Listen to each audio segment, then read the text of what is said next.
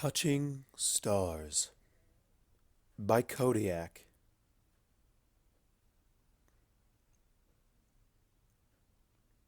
"Hello, Rainbow Dash," Twilight said gently, not even taking her eyes away from the eyepiece of her telescope as the sound of fluttering wings greeted her.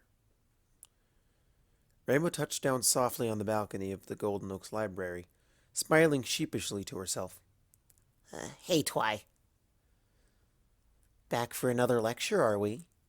Twilight asked, with a hint of a smirk on her voice, adjusting her telescope and finally turning away. In the darkness of the night, lit only by a lone lantern hanging above the balcony, the starry night sky could be seen clearly. It was this canvas in the sky that drew Rainbow Dash's attention as she responded. "They're interesting stories, and the stories about the constellations are fun to listen to." Twilight chuckled. "I suppose, but today's going to be a little different. At this point, I've covered every constellation we can see at this time of year from here, and pretty much all the basics. Do something for me. Find your favorite star." Rainbow raised an eyebrow as she looked at the unicorn who was watching her expectantly. "Who says I have a favorite star?" "Because when I let you control the telescope, you turn it to the exact same star every night." Twilight deadpanned. Uh, right. Rainbow rubbed her neck bashfully, looking back up to the sky. "I found it." "Tell me about it," Twilight said. Giving her friend an odd look, Rainbow asked, "Why? You already know which one it is." Twilight shrugged. "Humor me. If you tell me about your favorite star, I'll tell you about mine." "All right." Rainbow nodded slowly, looking back to the star she'd picked out. On one of the very first nights, she'd joined Twilight up on her balcony to look at the stars and listen to the stories ancient ponies had made up about them. "Well, it's the one you told me about. The one that's actually two stars, really close together. A binary system." Rainbow nodded. "Yeah, two stars circling each other. Kinda like a dance. Through the telescope, you can see both if you look at the right time. One of them's blue and really small compared to the big yellow one it's circling. You can only see the blue one if you look at the right time. Otherwise, it'll be behind the yellow one." Twilight smiled gently as she too looked at the selected star. "Why do you like it so much?" Blushing heavily, Rainbow turned away from the sky. I, I don't know. I just like it." "Well, if that's all you want to tell me about it, fine. I didn't make that part of the deal. However, I should show you mine. Look through the telescope." Twilight prompted, motioning to the piece of astronomical equipment and stepping back to allow Rainbow room. Rainbow looked through the eyepiece at a star that was seemingly normal to her eyes. Just a regular, big, bright ball in the sky. "What makes this one your favorite?" Twilight looked at the same star without the aid of the telescope. "Because it's not there anymore." "What the heck do you mean, Twi? I can see it right now." "Yes, you can see it, and we will continue to see it for millions of years. But if we were much closer to it, we would have already seen it turn into a supernova. That star died thousands of years ago, and we just haven't seen it happen yet. The light it sent out when it was still burning is just now reaching us. That star is millions of light years away, and I already told you what that means." Rainbow's muzzle scrunched up in thought. "So, what I'm seeing when I look at it is what it looked like millions of years ago, right?" Twilight nodded. Yep, and it'll look the exact same to us for generations, until one day it'll disappear out of the sky, never to be seen again. But we will always know it was there. Why do you like it, though? It's kind of sad if you ask me.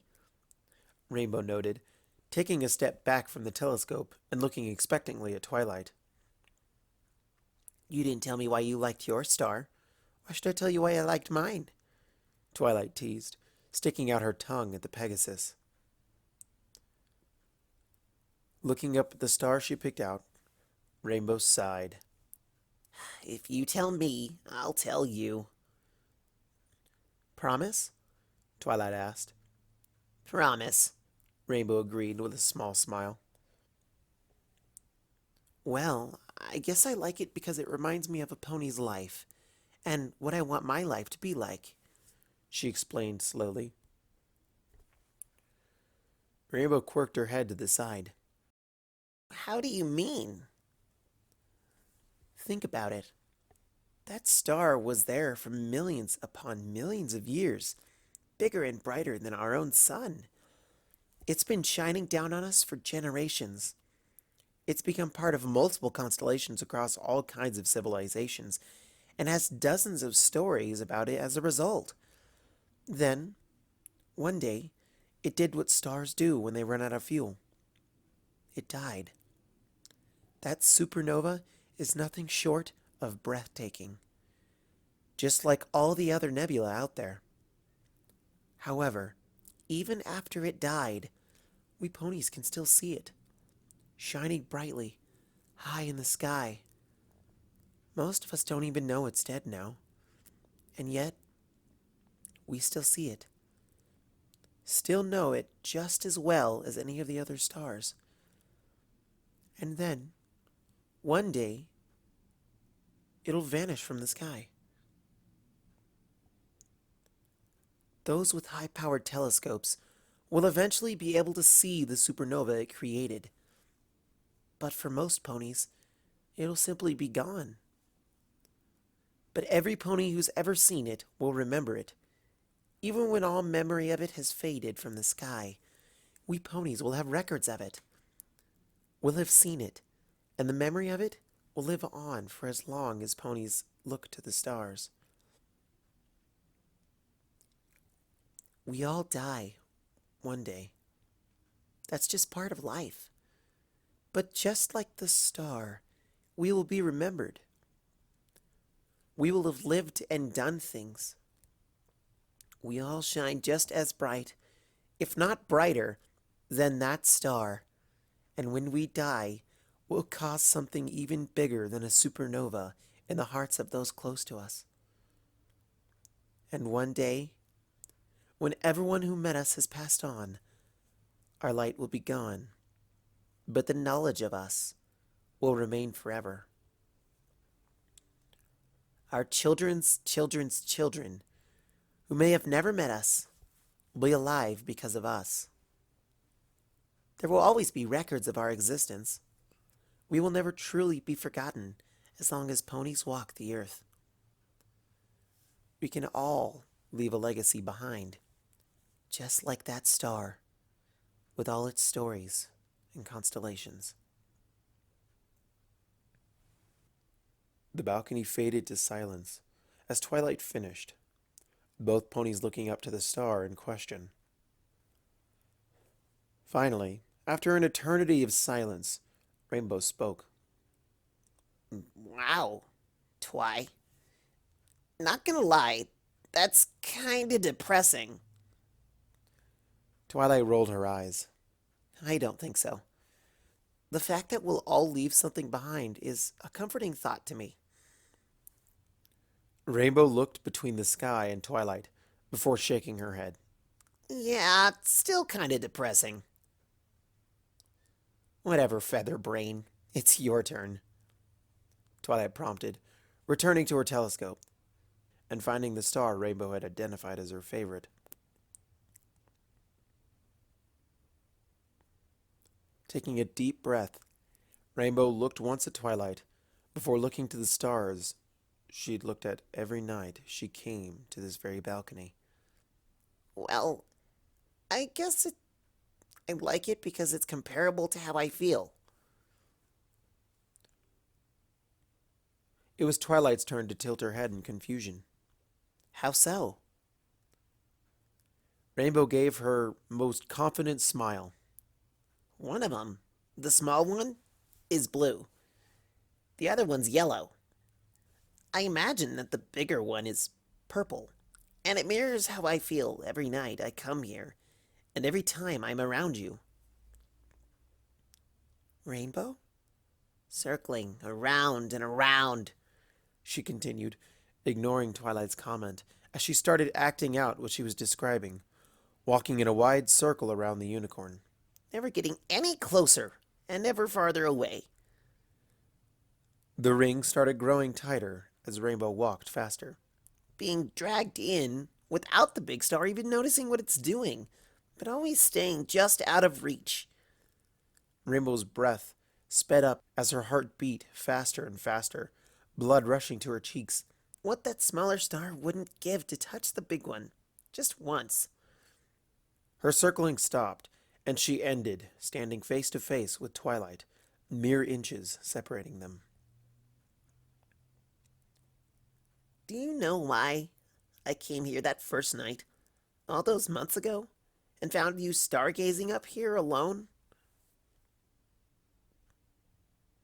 Twilight shook her head slowly, eyes wide with a cross between nervousness and curiosity. Rainbow smiled. To touch the bigger star. Before that final sentiment even left her lips, Rainbow closed what little gap remained between the two and stole what she hoped would be the first of many kisses. Short and to the point, just like the mare who started it, Rainbow pulled back before Twilight even had a chance to comprehend what had happened. Twilight blinked, uncomprehendingly, raising a hoof to her lips as a ghostly tingle remained there.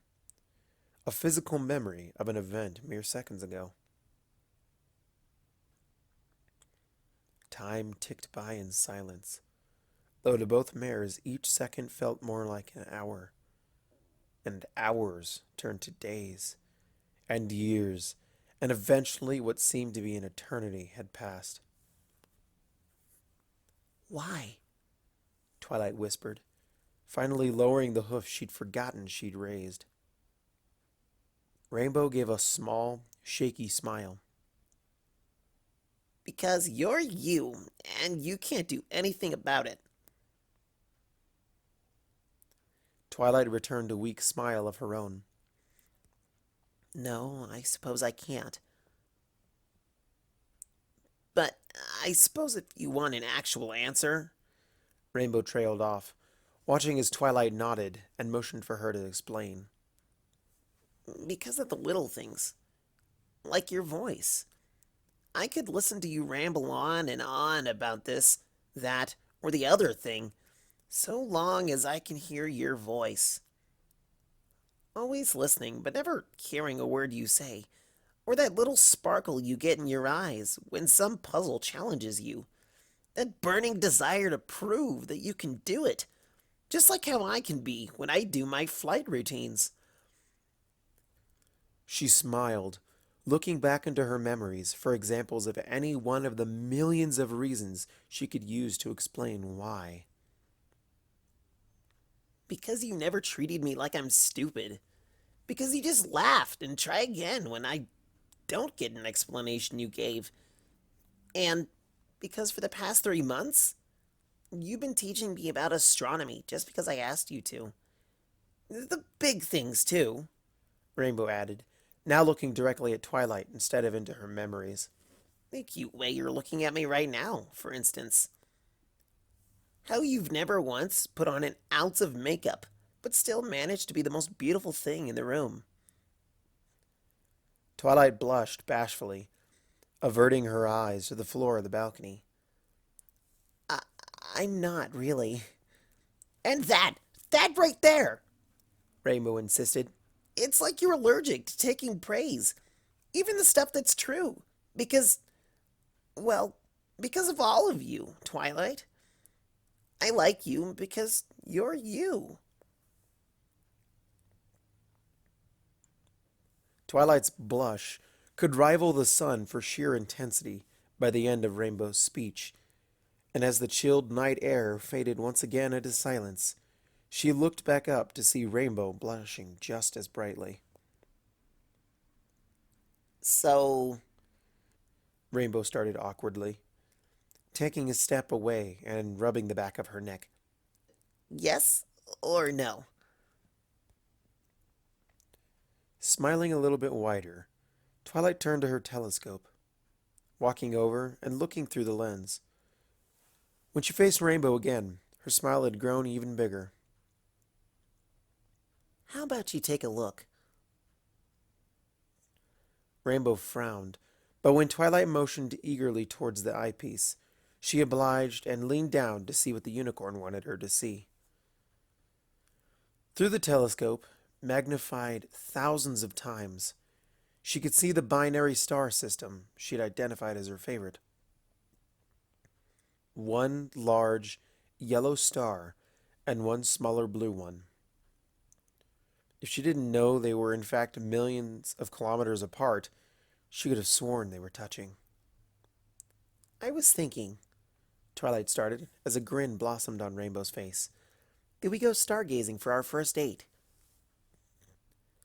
Finally, Rainbow looked away from the touching stars, giving a confused look to her friend. But we do that every night. We're doing it. Oh, Twilight grinned and nodded. we're doing that right now.